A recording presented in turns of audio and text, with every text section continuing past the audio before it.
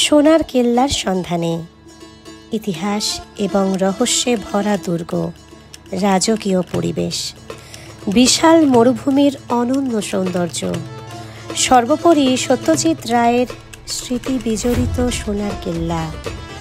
মরু শহর রাজস্থান ঘুরে মুগ্ধ হলেন বর্ষা পুততুণ্ড।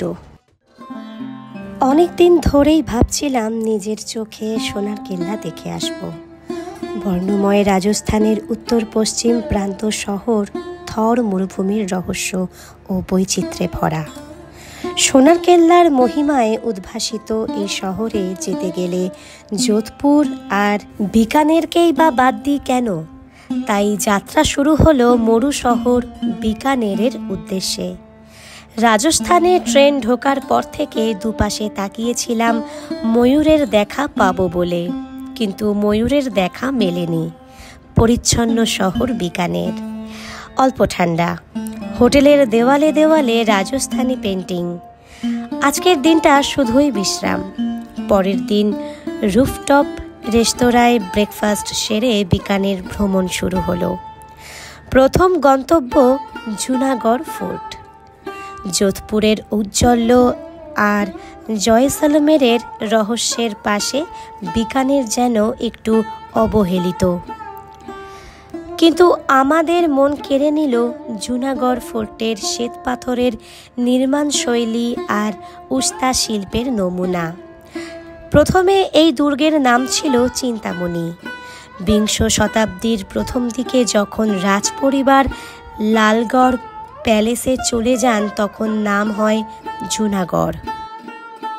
1593 সালে এই দুর্গের নির্মাণ হয় মুঘল, রাজপুত ও গুজরাতি স্থাপত্য রীতির মিশ্রণে। বেলে পাথরে তৈরি লালগড় প্যালেস অতীতের ঔজ্জ্বল্যের স্মারক। এখানেই রয়েছে সাদুল সিংহ মিউজিয়াম। সেখানে রয়েছে বর্ণাঢ্য রাজকীয় পোশাক, অস্ত্রশস্ত্র, বাসনপত্র, আরও অনেক শিল্পগুণ সম্পন্ন বস্তুর সম্ভার। রাজপরিবারের ব্যবহৃত নিজস্ব রেলগাড়ি চমকে দেয়। বেরিয়ে দেখি একদল লোকশিল্পী গান গাইছেন। সোনার পাতার কারুকাজ, জৈন মন্দিরে শ্বেতপাথর আর লাল স্যান্ডস্টোনের পাশাপাশি অবস্থান, রং বেরঙা বন্ধেজের পাহাড়, বিখ্যাত পাঁপড় ও ভুজিয়া সব নিয়ে বিকানেরের উজ্জ্বল উপস্থিতি। মন ভরে উঠল। পরবর্তী গন্তব্য যোধপুর। যোধপুরে আমরা ছিলাম 500 বছরের পুরনো হাভেলিতে গড়ে ওঠা হোমস্টেতে। সেখানকার অনাবিল আতিথেয়তা ভোলার নয়। যোধপুরে পৌঁছে সকাল সকাল নরম রোদে ঠান্ডা হাওয়াকে সঙ্গী করে বিশাল চওড়া রাস্তার ওপর দিয়ে ছুটলাম মেহরানগড় দুর্গের দিকে। শহর থেকে 410 ফুট উচ্চতায় পরিপূর্ণ মহিমায় দাঁড়িয়ে আছে মেহরানগড় দুর্গ। লিফটে চেপে দুর্গের সর্বোচ্চ অংশে পৌঁছে দেখলাম চারদিকে নীল রঙের সমাহার। তাই যোধপুরকে বলা হয় ব্লু সিটি।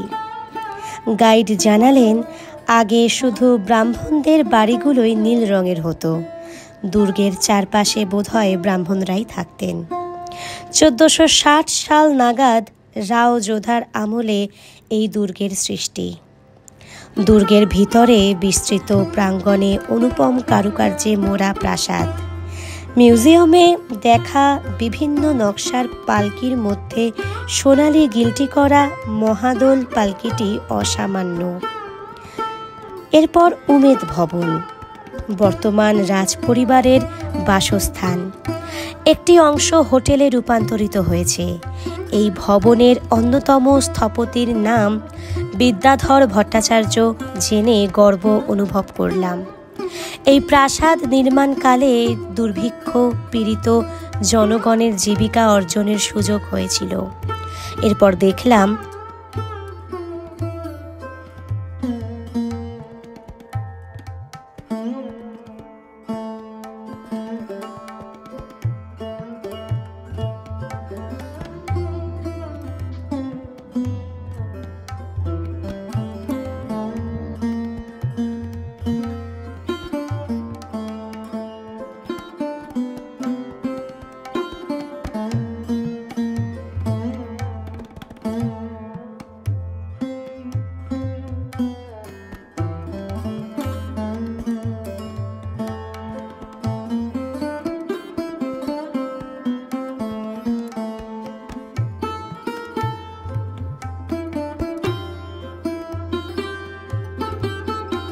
জয়সলমেরের উদ্দেশ্যে রওনা হলাম।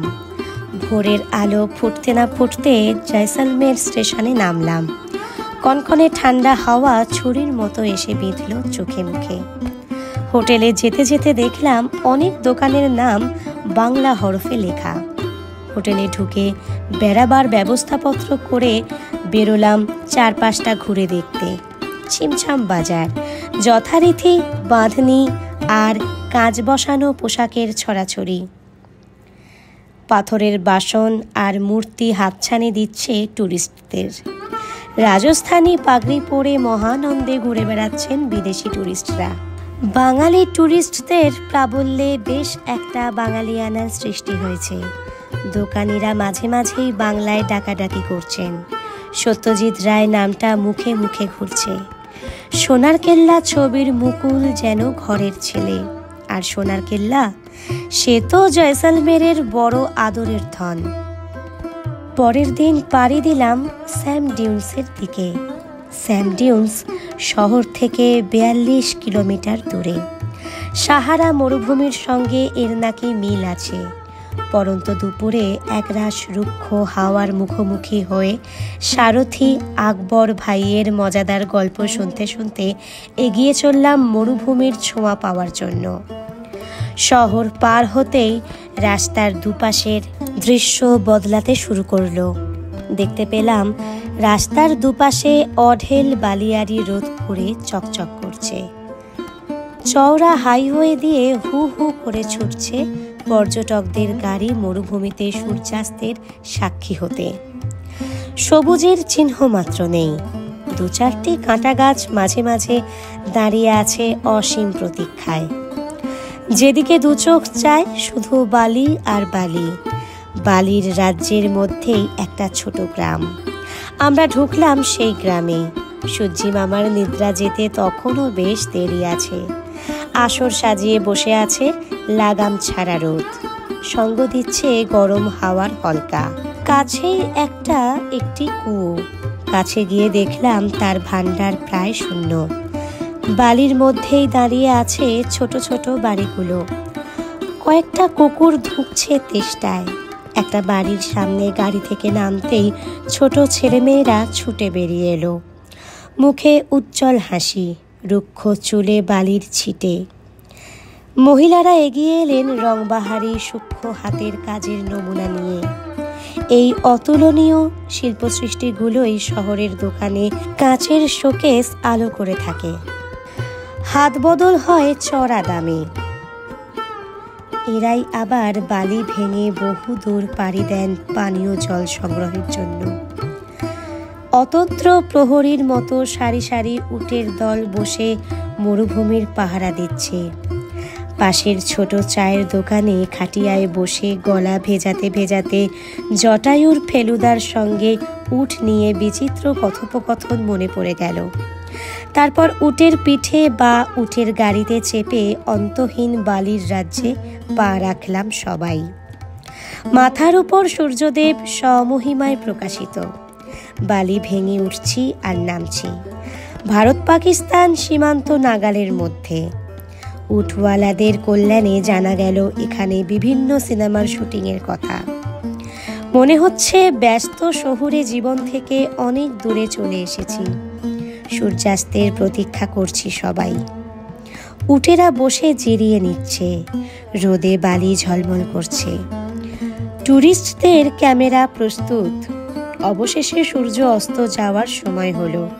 ছায়া ঘন অন্ধকারে সব রুক্ষতা মুছে দিয়ে প্রকৃতি যেন এক শীতল ওড়নায় ঢেকে দিল সবাইকে। এই আলো আধারের খেলায় রোমাঞ্চিত হলাম। এরপর ডেজার্ট ক্যাম্পে এক অবিস্মরণীয় সন্ধ্যা উপহার পেলাম। কপালে তিলক পরিয়ে রাজস্থানী রীতিতে বরণ করে বসানো হলো উন্মুক্ত আকাশের তলায়। ঠান্ডা ক্রমশ বাড়ছে। মাঝখানে আগুন জ্বলছে। লোকশিল্পীর গলায় বেজে উঠল কেসারিয়া বালমার উদ্দেশ্যে এক অনবদ্য চিরন্তন আকুতি। নিঝুম অন্ধকারে বালির দেশে সেই সুর ছড়িয়ে পড়ল দূর থেকে দূরান্তরে। তারপর শুরু হলো প্রসিদ্ধ কালবেলিয়া নৃত্যের আসর। লাল কালোয় মেশানো কাঁচ বসানো ঝলমলে পোশাকে সাপের ভঙ্গিতে নাচ ওই আলো আঁধারি সন্ধ্যায় এক অতীন্দ্রিয় পরিবেশের সৃষ্টি করল। এই বিচিত্র অনুষ্ঠান মুগ্ধ করল। সবশেষে নির্ভেজাল রাজস্থানী নৈশাহারের পর গভীর রাতে অন্ধকারের বুক চিরে ক্লান্ত দেহে পরিতৃপ্ত মনে হোটেলে ফিরলাম। পরের দিন রওনা দিলাম সোনার কেল্লার উদ্দেশ্যে। বাঙালির মনে তো মুকুলের সোনার কেল্লা একটা বিশেষ জায়গা করে নিয়েছে। 1156 সালে রাওয়াল জয়সাল ত্রিকুট পাহাড়ের ওপর এই দুর্গটি নির্মাণ করেন। সোনালি হলুদ রঙের এই দুর্গ মরুভূমির বালির রঙে মিশে যায়, তাই বোধহয় এর নাম সোনার কেল্লা। 2013 সালে এটি ওয়ার্ল্ড হেরিটেজ সাইট বলে ঘোষিত হয়।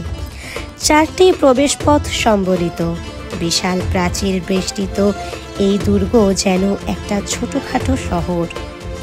5000-এরও বেশি লোকের বসতি এখানে। সরু সরু রাস্তা, বাড়ি, মন্দির, হ্যান্ডিক্রাফটের দোকান সব মিলিয়ে একেবারে জমজমাট পরিবেশ। রাজমহলের প্রবেশপথে সতীদের হাতের ছাপ, রূপোর করোনেশন থ্রোন। দুর্গের সর্বোচ্চ তল থেকে অসাধারণ ভিউ ভোলা যায় না। দুর্গের ছাদে উদ্দাম হাওয়া উপভোগ করতে করতে বুঝতে পারছিলাম পর্যটকরা কোন অমোঘ আকর্ষণে বারবার এখানে ছুটে আসেন। কয়েকটা দিন স্বপ্নের মতো কেটে গেল। 19 শতকের স্থাপত্য শিল্পের নমুনা পাটোয়াকি হাভেলি, বড়াবাগ, গাদিসর লেক আরও অনেক কিছুই মন ভরালো। মুকুল আর সত্যজিৎ রায়ের প্রতি জয়সলমেরের অধিবাসীদের মমতা ও শ্রদ্ধা গর্বিত করল। জয়সলমের আছে নিজের মহিমায়। হাভেলির চত্বরে পুতুলগুলো নেচে নেচে গান শোনায়, সোনালি পাথরের লোভনীয় বাসন ডাকে। বিক্রেতারা অকপটে কৃতজ্ঞতা জানায় সত্যজিৎ রায়ের প্রতি। স্মৃতির ভাণ্ডারে জমল অনেক পুঁজি। আমাদের ট্রেন ছাড়বে গভীর রাতে। নির্জন স্টেশন থেকে দূরে দেখা যাচ্ছে সোনার কেল্লার আলো। অন্ধকার আকাশের কপালে সোনালি টিপের মতো জ্বলজ্বল করছে, হাতছানি দিচ্ছে ভ্রমণ পাগল পর্যটকদের। একটা কথা মনে রাখবেন, রাজস্থান খুব বড় শহর, তাই যে কোনো শহর ঘুরে দেখার জন্য অন্তত 2 দিন হাতে রাখুন। রাজস্থানের দুর্গ ঘুরে দেখার সময় গাইডের সাহায্য নিন। এদের কাছ থেকে ইতিহাসের বাইরেও নানা তথ্য জানতে পারবেন। রাজস্থানে প্রায়ই বিভিন্ন লোকগীতি ও আঞ্চলিক অনুষ্ঠান হয়। সুযোগ পেলে অবশ্যই দেখুন। এবার একটু কেনাকাটার কথায় আসা যাক। বিকানের কুন্দন জুয়েলারির জন্য খুব বিখ্যাত। এখানে কুন্দনের গয়নার অনেক দোকান পাবেন। যোধপুর থেকে অবশ্যই সংগ্রহ করুন বাঁধনি, কাচের ও গালার চুড়ি, রজাই এবং রাজস্থানী পেন্টিং। জয়সলমের থেকে পাথরের বাসন কিনতে পারেন। এছাড়া এখানকার কাঠপুতলি খুব বিখ্যাত। কিভাবে যাবেন? কলকাতা থেকে ট্রেনে যোধপুর এক্সপ্রেস বা জয়সলমের এক্সপ্রেসে রাজস্থান আসুন। প্লেনে জয়পুর পৌঁছেও ভ্রমণ শুরু করতে পারেন। সেখানে বাস, ট্রেন বা গাড়ি করে অন্যান্য জায়গায় যেতে হবে। এবার বলি কোথায় থাকবেন। হিলটন, জয়পুর। ডাবল বেডরুমের ভাড়া 3303 টাকা থেকে শুরু। হোটেল রংমহল, জয়সলমের। ডাবল বেডরুমের ভাড়া 8116 টাকা থেকে শুরু। Park plaza, Jodhpur. ডাবল বেডরুমের ভাড়া 3820 টাকা থেকে শুরু। যশবন্ত ভবন হোমস্টে, যোধপুর। ডাবল বেডরুমের ভাড়া 1300 টাকা থেকে শুরু। প্রত্যেকটি হোটেলের কন্ট্যাক্ট নাম্বার ডেসক্রিপশন এবং স্ক্রিনে থাকবে। তবে হোটেলের ভাড়া পরিবর্তন সাপেক্ষ, সরাসরি যোগাযোগ করাই বাঞ্ছনীয়। Life on the road. আজকের ভিডিওটা এখানেই শেষ করলাম। পরবর্তী ভিডিওর নোটিফিকেশান পেতে আমার চ্যানেল ট্যুরিজম ডায়েরি অবশ্যই সাবস্ক্রাইব করে বেল আইকনটি প্রেস করে রাখুন। আর ভিডিওটি ভালো লেগে থাকলে একটা লাইক দিয়ে শেয়ার করতে ভুলবেন না। ততক্ষণের জন্য টাটা।